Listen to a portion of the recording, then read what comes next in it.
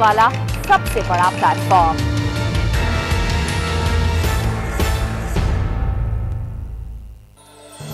पहरेदार के प्रस्तुत करता है बिनानी सीमेंट सदियों के लिए।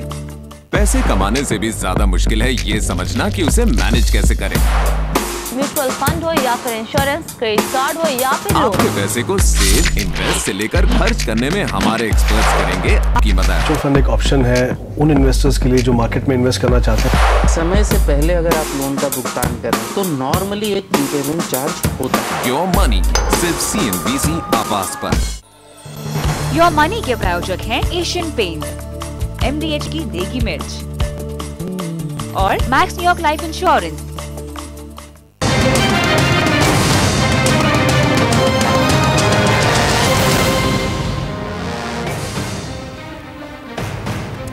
बढ़ती EMI बड़ा सरदर्द बन गई है। कैसे इस सरदर्द से छुटकारा मिले, ये बताने के लिए हमारे साथ बने हुए हमारे दो खास मेहमान, अपना पैसा.com के CEO हर्ष रुंगटा और होम लोन एडवाइजर्स के डायरेक्टर विपुल पटेल।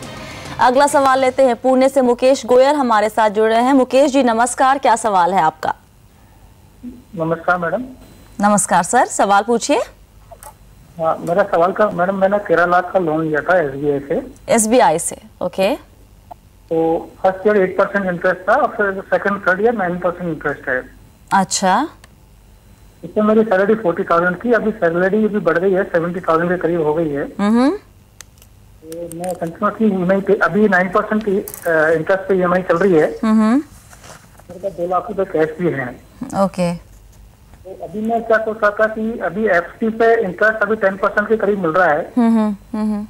2 साल के लिए FD में इंटरेस्ट पैसा जमा करा दूं, उसके बाद में विड्रॉ करके मैं उसका लमसम प्रिंसिपल अमाउंट कम कर दूं, या फिर मैं अभी से ही उनको पैसा दे दूं प्रिंसिपल कम करने के लिए? क्या एडवाइस करेंगे आप? अभी फिलहाल लेकिन आपको अगले 2 साल के लिए 9% का ही रेट लग रहा है, राइट?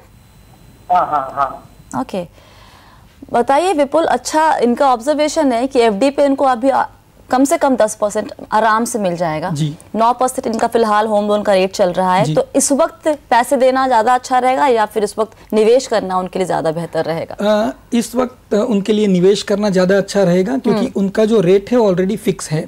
2 साल तक तो रेट बढ़ने की कोई गुंजाइश नहीं है और क्लियरली उनको फिक्स डिपॉजिट पे ज्यादा रेट मिल रहा है। हालांकि उसके ऊपर टैक्स लगना है, पर रेट लोन प्रीपे करके उनको कोई बेनिफिट फिलहाल इतना बड़ा बेनिफिट नहीं है। वो 2 साल रुक जाए, तब तक फिक्स डिपॉजिट का क्या होता है ये भी पता चल जाएगा। और जब ये 2 साल खत्म होने आएंगे उस समय ये डिसीजन ले सकते हैं कि अब उनको क्या करना चाहिए। यदि रेट कम हो गए हो तो निवेश कंटिन्यू कर सकते हैं, और यदि रेट्स बढ़ गए हो तो वो प्रीपे करने का ऑप्शन एक्सरसाइज कर सकते हैं। हालांकि उनकी आय भी काफी बढ़ चुकी है।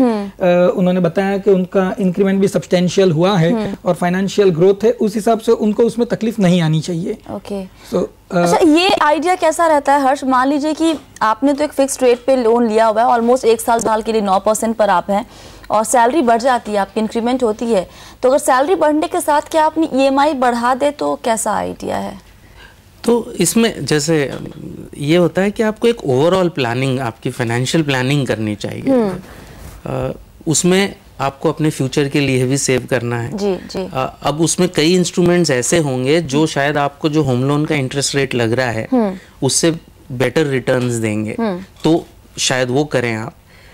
लेकिन अगेन आई कम बैक कि जो एक बेसिक प्रिंसिपल है, अगर आपके पास पैसा पड़ा हुआ है और उसको आपका इन्वेस्टमेंट करने का साधन इतना अच्छा नहीं है और आम कस्टमर के पास नहीं होता है, तो पैसा पड़ा हुआ है तो लोन को कम करें। बहुत ज्यादा कैलकुलेशन करने की जरूरत नहीं है, ऐसे प्रोग्राम्स में आके पूछने की जरूरत नहीं है। प्लेन सिंपल को ही भगा देंगे। प्लेन सिंपल कॉमन सेंस है। मेरे पास पैसा पड़ा हुआ है एक तरफ, दूसरी तरफ मेरा लोन है, आई शुड प्रीपे। इसमें मतलब it's plain simple common sense. ठीक है, हमारे जैसे लोगों का प्रोफेशन चलता है इस पे एडवाइस करने पर, लेकिन अगर आपके पास एडवाइस का एक्सेस नहीं है तो ये कॉमन सेंस में आप बहुत ज्यादा रॉन्ग कभी नहीं हो सकते। ऑलराइट, चलिए अगला सवाल लेते हैं। IK गुप्ता जी मुंबई से जुड़ रहे हैं हमारे साथ। गुप्ता जी नमस्कार, क्या सवाल है आपका? नमस्कार मैडम, मैंने हाउस लोन ले रखा है HDFC से। अच्छा। और मेरा अभी 11 लाख का लोन बचा है और 89 इंस्टॉलमेंट है, 27,239 रुपीज हर मंथ। अच्छा। तो मैं अभी मुझे एचडीएफसी ने सलाह दी थी कि आप EMI उतनी मैंने कुछ 6 लाख का लोन रीपेमेंट किया था। 6 लाख का? जी, तो उन्होंने कहा कि आप मैं EMI उतना रहने देता हूँ और ड्यूरेशन कम कर देती है, लेकिन आप ये बताइए कि EMI उतनी रहने दें या ड्यूरेशन कम कर दें? कितना अभी आप ब्याज दर क्या है आपका, क्या लग रहा है आपके लोन पर? 2.25% है। एक बार फिर से जरा बताइए गुप्ता जी, आपकी आवाज क्लियर नहीं आ रही है। अभी 9.25% 9.25% आप दे रहे हैं। तो आप बेसिकली आप ये जानना चाहते हैं कि EMI बढ़ाई जाए या फिर उसकी जो मियाद है वो बढ़ाई जाए, राइट? जी, मतलब EMI कम की जाए या फिर ड्यूरेशन बढ़ाई जाए? EMI कम की जाए या फिर ड्यूरेशन बढ़ाई जाए? जी।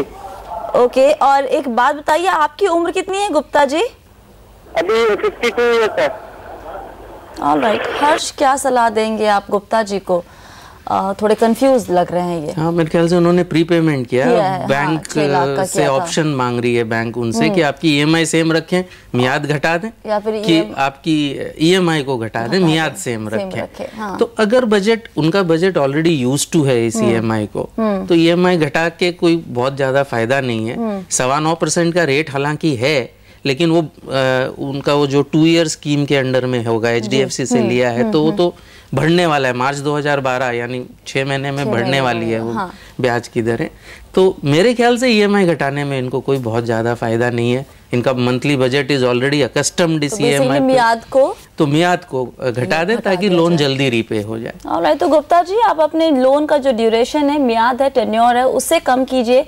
EMI के साथ छेड़खानी मत कीजिए। आप उतनी EMI ऑलरेडी पे करते आ रहे हैं, आप कंफर्टेबल है उस EMI को पे करने में, तो ड्यूरेशन को कम कर लीजिए। चलिए, वक्त है एक और छोटे से ब्रेक का। ब्रेक के बाद सवाल जवाब का सिलसिला जारी रहेगा। अगर आपके पास भी कोई सवाल है अपने होम लोन से जुड़ा हुआ, अपनी EMI जो लगातार बढ़ती जा रही है उससे परेशान है, कैसे मैनेज करें ये जानना चाहते हैं, तो सवाल हमें भेजिए। आपकी स्क्रीन पर नंबर लगातार फ्लैश हो रहे हैं।